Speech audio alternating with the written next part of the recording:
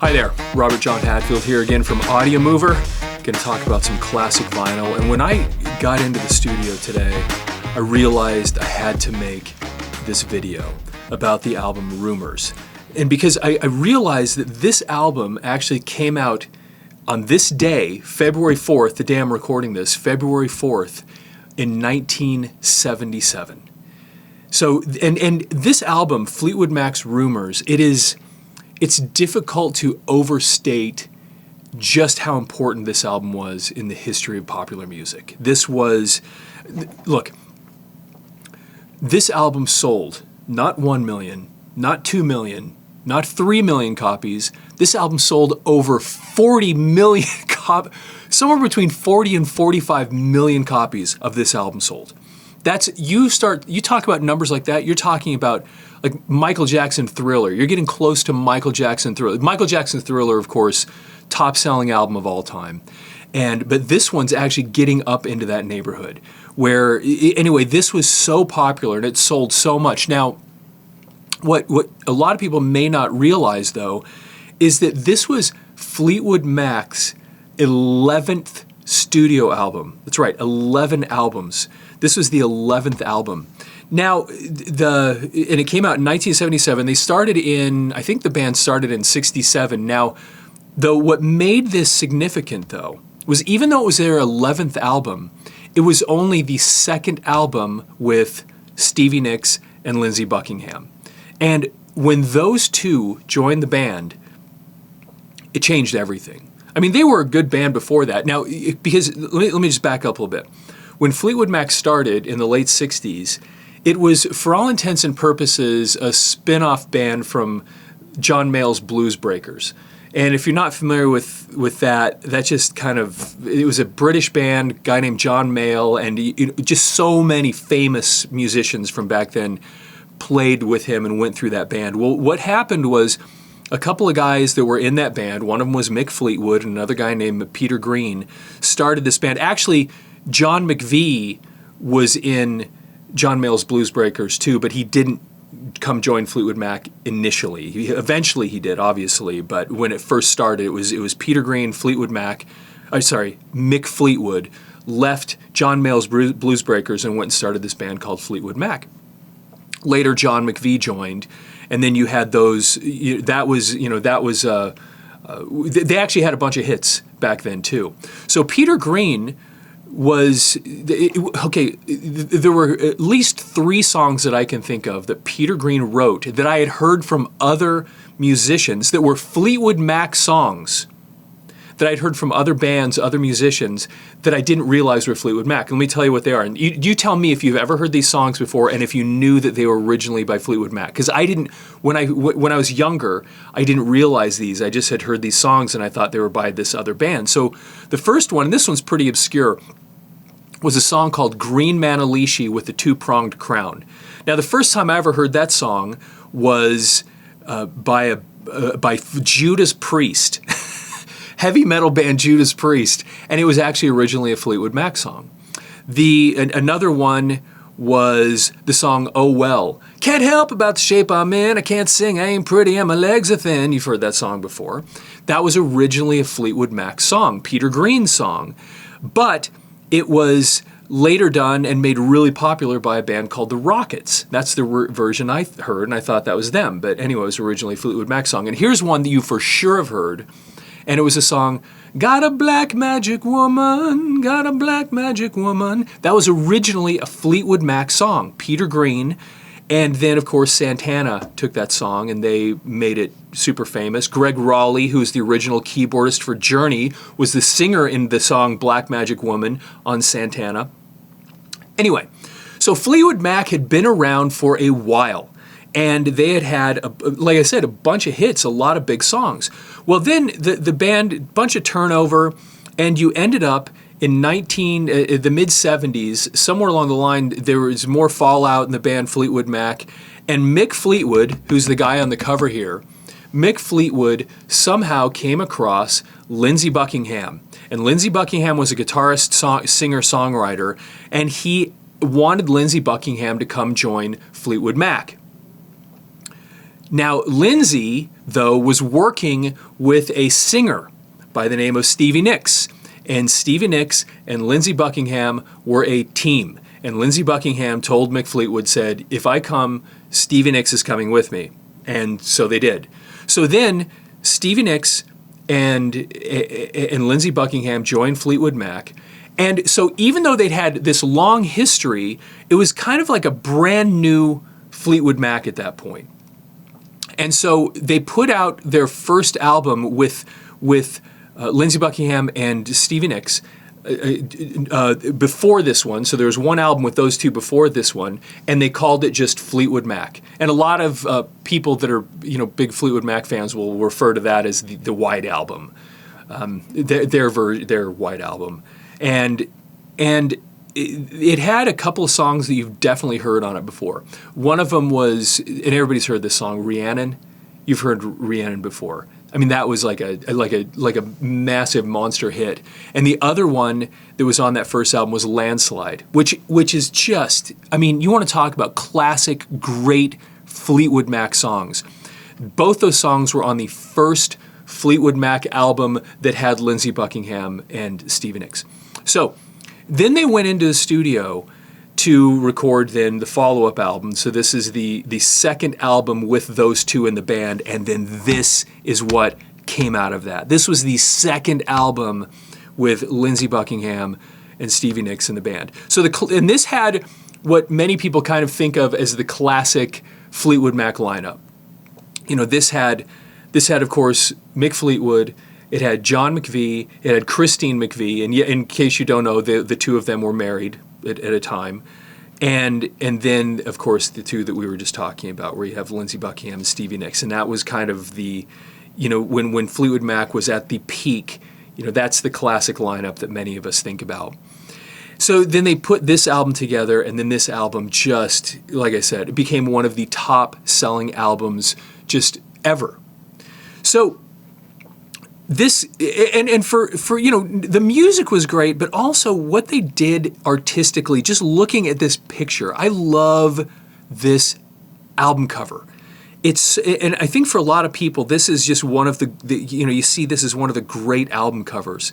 And there's what does it even mean, really? There's just this, it has this interesting kind of beauty to it, the way this is put together. Of course, the two people on here, this is Mick Fleetwood, who's the drummer for the band, and then Stevie Nicks, and they just have this image of the two of them, and there's something so telling or beautiful about this album cover, and I love it. And this is this type of artwork, and what they did with the packaging is why collecting records was such a fun, awesome thing. So you look at this cover, and this gets you started into what the greatness of this album was going to be. So let's flip this over now and look on the flip side. And here you see the whole band. And then we have some kind of silly pictures up top. Not sure, there's probably some story going on here. But just going through the members here, you have John McVie, who was the bass player. This is Lindsey Buckingham. And then, of course, Stevie Nicks. And then Mick Fleetwood's right there, and then Christine McVie.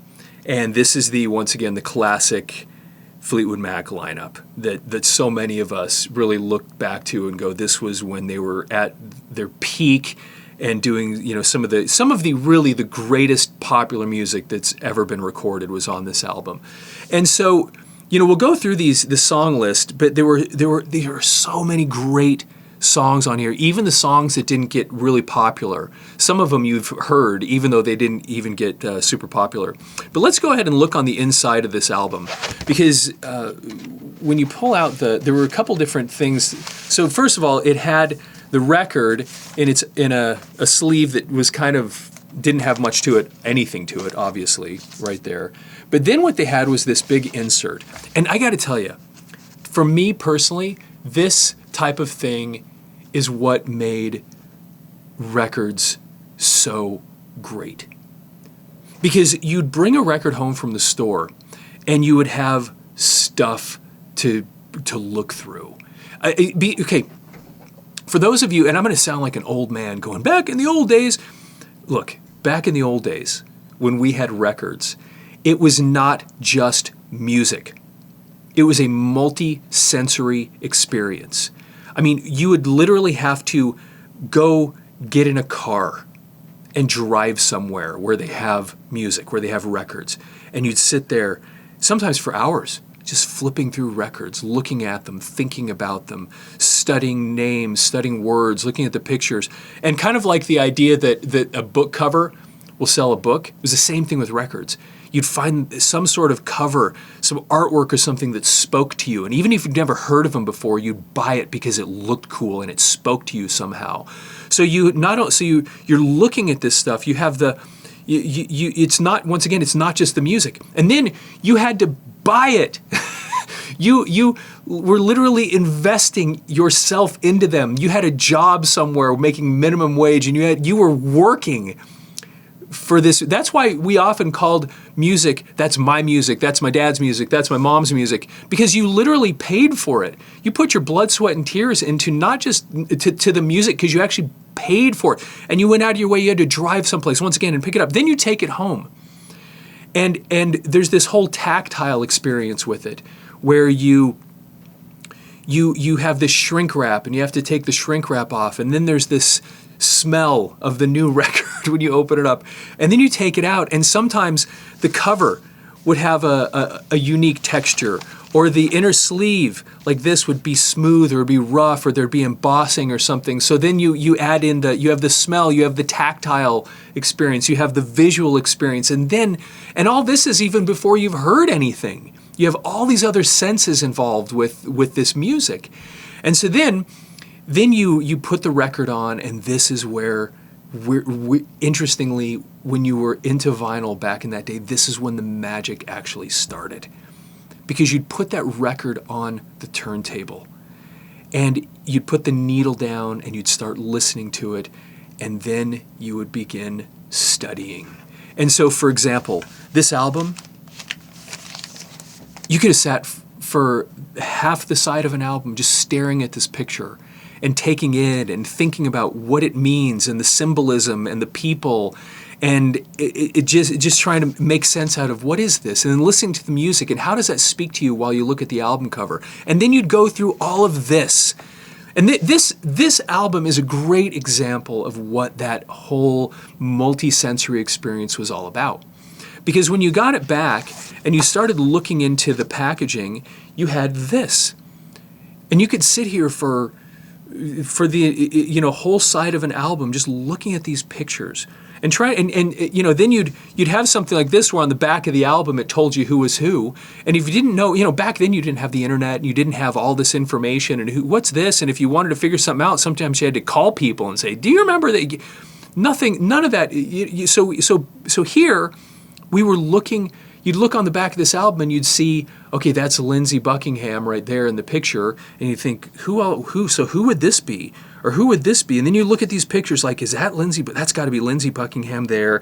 And then where would, then you'd sit here and you just study and look while the music's playing in the background. And so once again, you had all of your senses involved with music back then. And I don't want to, be this person that back in the old days, but we have lost something. We missed out on something over the years when we don't have that multi-sensory experience with this. And these guys on this album did exactly what you needed to do to give that to somebody. Because on this insert, once again, just look at all these cool pictures. Whatever. It's just a collage of stuff, but it gave you something to connect with the band. And then you flip it over, and same thing, a whole bunch of other pictures, and you see, okay, that's John McVie, that's Mick Fleetwood, that's Lindsey Buckingham, and you just sit here and study the pictures. And it's interesting because if you're into records, years later, 20, 30 years later, you come back and open these up like I do because I collect these things.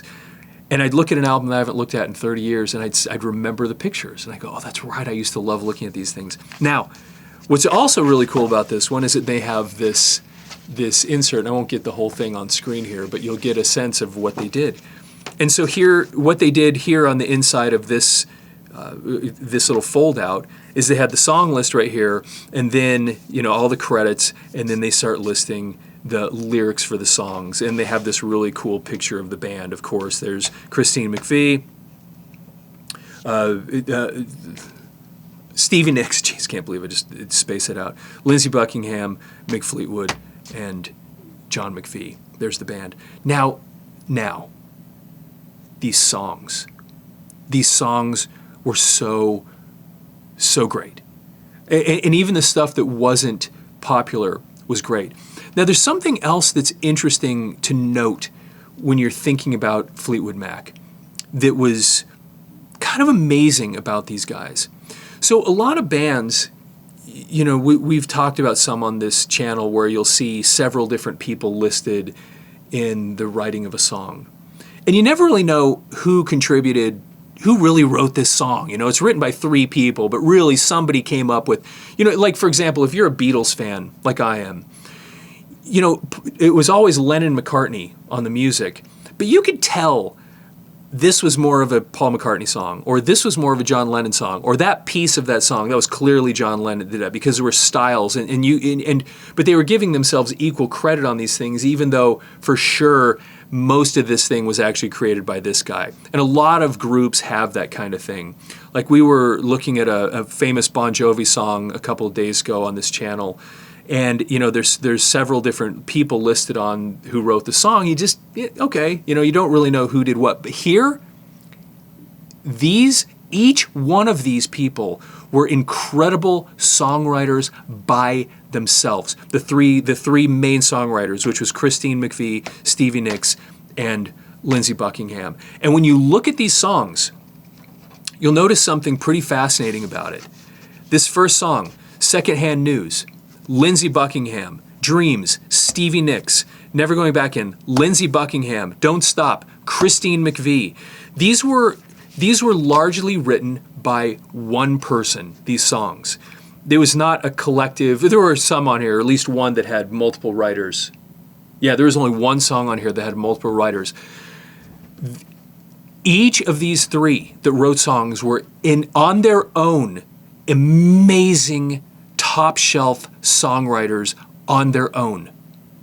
And that is one of the things that made this band and this album so incredible, especially once those 2 joined the band. Once Stevie Nicks and Lindsey Buckingham. I don't want to take anything away from Peter Green. The guy was amazing. I'm just telling you, this album speaks for itself when you start talking about 40 million copies sold, okay? So let's go through these real quick. Secondhand News, if you're into Lindsey Buckingham and you like the sound of his kind of music, this is classic Lindsey Buckingham. It's got this rhythmic guitar playing. And Lindsey Buckingham was such an interesting guitar player. As a guitar player myself, it was really interesting to notice he doesn't play with a pick. Most guitar players you will ever see, especially popular music, have a pick.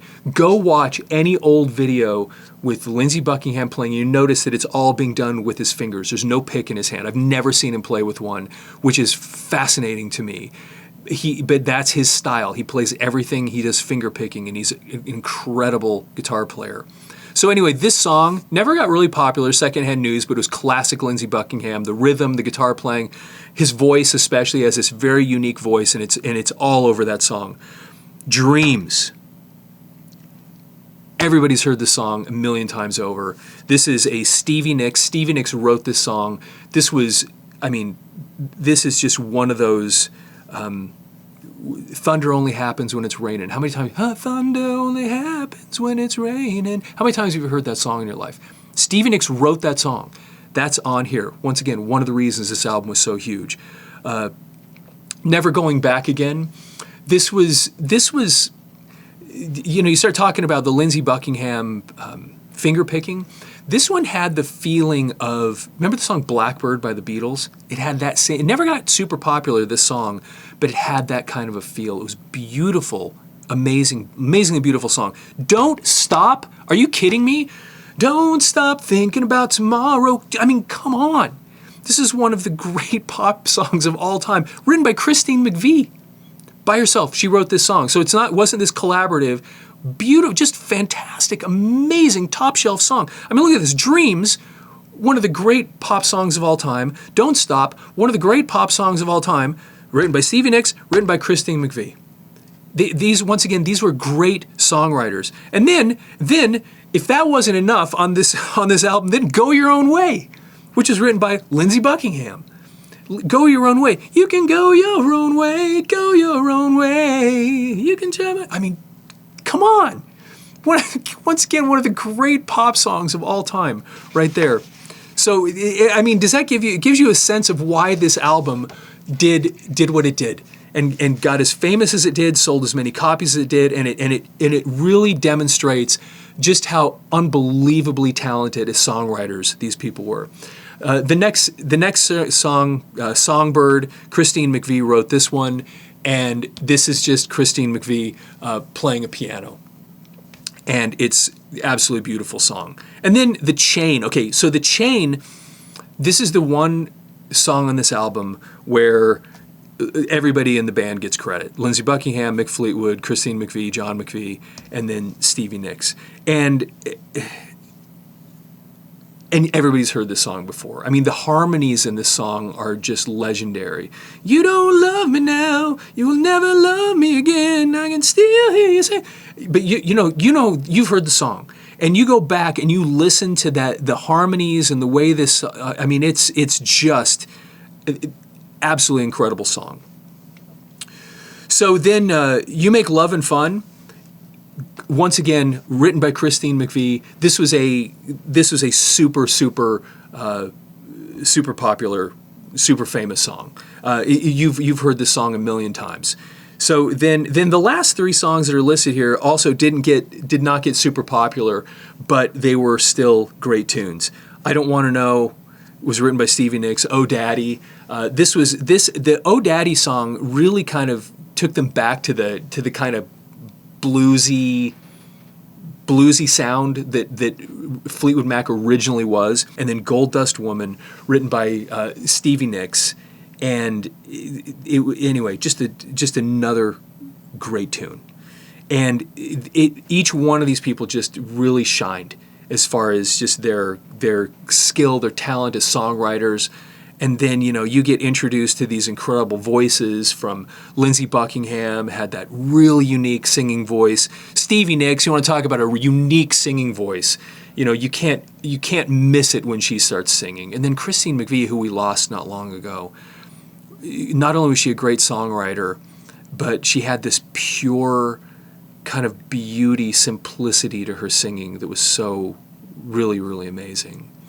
And so anyway, there it is, Fleetwood Mac Rumors.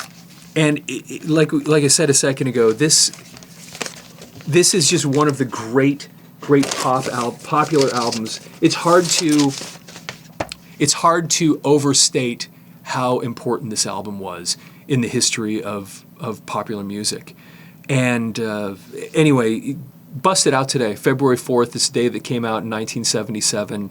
And anyway, if you like these videos, please follow the channel, and if you have old audio videotapes, remember Audiomover. We're the company that takes your old audio and videotapes and converts them to digital, and we'd love to help you out with that. So go to audiomover.com and you can get an order started there. And until next time, have a fantastic day.